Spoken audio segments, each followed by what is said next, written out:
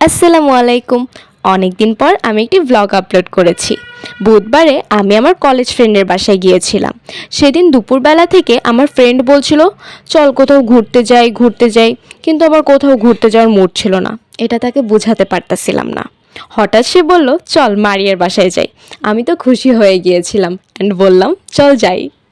আমি ফ্রেন্ডের বাসায় গিয়ে দেখি ওর বাসায় অনেকগুলো কিউট কিউট বিড়াল আছে।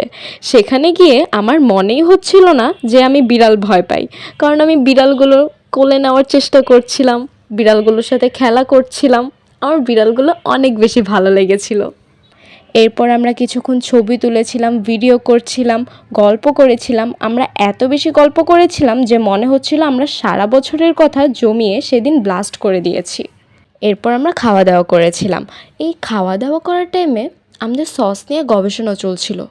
এই সসের টেস্ট আলাদা লাগতেছে কেন, সসটা এরকম লাগতেছে কেন, অ্যান্ড মারিয়া বি লাইক কিচ্ছু আলাদা না, সবই সেম লাগতেছে। সন্ধ্যায় আমরা ফ্রেন্ডের বাসা থেকে নিজের বাসায় চলে গিয়েছিলাম। আপনাদের কাছে আজকের ব্লগটি ভালো লাগলে অবশ্যই লাইক, কমেন্ট এবং শেয়ার করবেন।